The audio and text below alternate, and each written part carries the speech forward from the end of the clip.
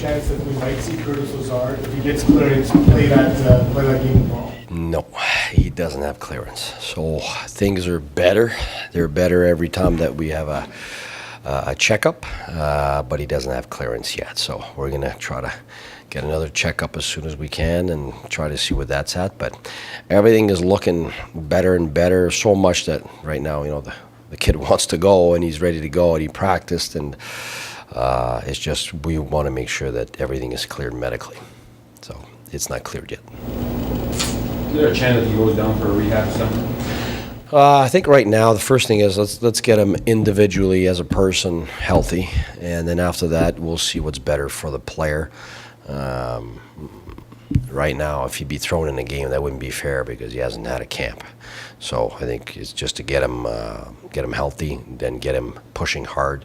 So we'll see what's the best option. I think right now for us is just get clearance, and while he doesn't have clearance, at least he's practicing with us, and he's allowed to do that. So it's just a contact part he's not allowed to do. Smith and Stone clearing good. Stone, we are waiting, so hopefully tomorrow he could get in, and Smitty, chances are very high that he's in tomorrow. And if they don't play, they're ready for opening night. I know Stone hasn't got that. That's the thing, is I'd love to say yes, think positive. Smitty, I mean, it would be a real bad luck and a real bad 180-degree turnaround if he wasn't there next Wednesday. So I think right now we're very hopeful for tomorrow. He's clearing himself, so but the other guys, it's really a medical thing. So we're going to rely on our doctors to make the call.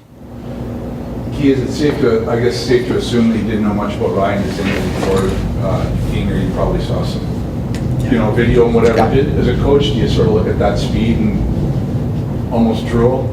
Well, you know what he's done? You're right. I'd seen him before, and he didn't look like that. I think the thing with him is that he was trying to be a top six forward, doing the skill thing, and I think the difference this year, we had some good talks about that, is he understands that you need to learn how to survive in the NHL first, and then you grow in whatever you think you were before. But most guys come into the NHL, unless you're stars, you're going to have to play a real solid game, both sides of the ice. You're going to have to block shots. You're going to be first on puck. So right now he's grinding it out, and because he's grinding it out and playing so well defensively, he has offensive chances, but it's not the other way around. And I think he's got the right attitude. I've seen this too many times. I've coached in the American League. I've coached juniors.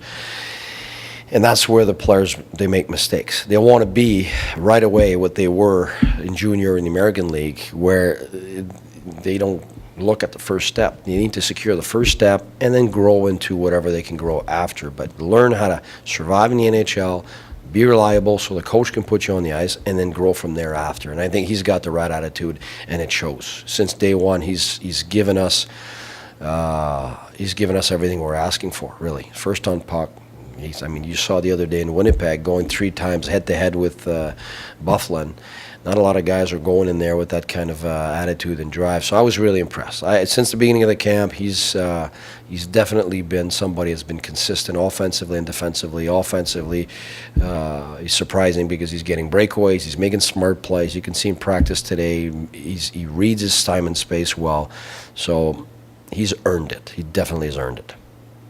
Does that answer the question? Yeah, and I was just sorry you wouldn't be totally adverse to starting the season with him in that kind of a role. No, tomorrow, I'll tell you right now, tomorrow he's in the lineup, 100%.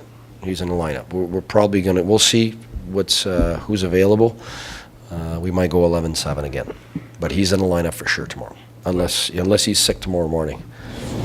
But are you more comfortable having Zach Smith in the role that you probably thought of him as when you came in as a Pajot winger? Yeah, well, here's the thing: is right now with MacArthur gone, let's not kid ourselves. That's a big hole. So how do we compensate for that? Yes, Smitty can fit there, but I think what it does is it creates another hole with the other line. And I thought Pajot and Smith, they make a line on their own. And you look at Broussard and Ryan, they make a line on their own. And so with Stone coming back, with Hoffman and Torres, they got their line. Right now that's how we're going to start. But we're obviously looking for a left winger with Boucher and Ryan, and the pair of Smith and Pajot is one that I can trust. Power play for Smith, PK, 5-on-5, reliability. So I'd love to have somebody else fit there so that I can keep that pair of Pajot and Smith and see. I mean, Pyatt right now has really shown his reliability there. So tomorrow that's probably what I'm going to go with, and Zingo with Bouchard and Ryan. So then Kelly and Neil, and then some guys are fighting for that spot there with them. Are you more of a pairs kind of coach as opposed to? I'm more of the better players, the less pairs you got to do, because you got three that fit together.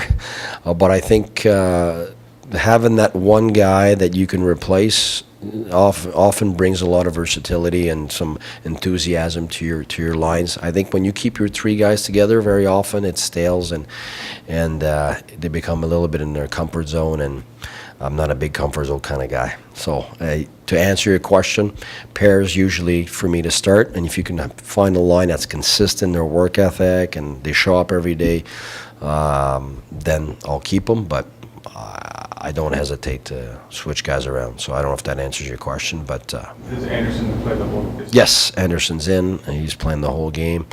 Yeah. Like Bobby Ryan's camp, based on everything you heard before?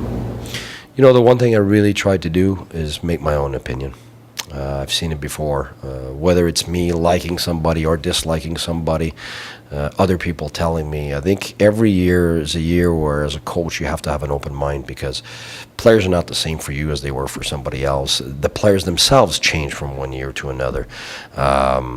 So whether I've heard great things or bad things or whatever about anybody, not Bobby, but just anybody, for me, I make my own opinion, because I've had so many surprises in the past where I've heard this about a guy, I've heard that, and then you come in and there are no issues. Or the opposite, you heard great things about somebody, you come in and all of a sudden you see all these issues. So I think it's important for players when the new staff comes in, and even if when it's the same staff, that they're allowed to grow. You can't go back to places they don't want to go themselves. I think that's my job to this is new, this is where we're going, let's see who you are for me. And I really liked up to now what I've seen with Bobby.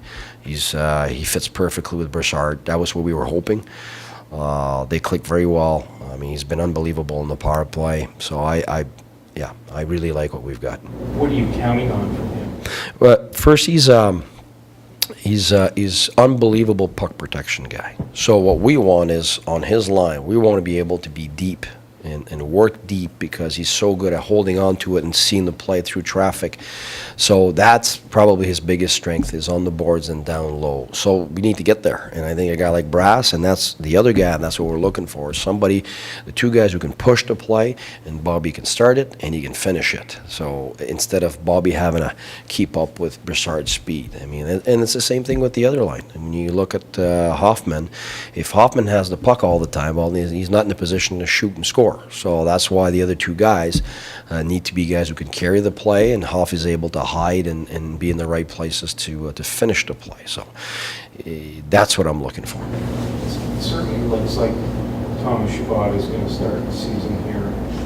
The camp's not finished, I'll be honest with you. It's for us, he still needs to, we got numbers down, we'd like to go 12-8, but the camp's not finished. Different things can happen.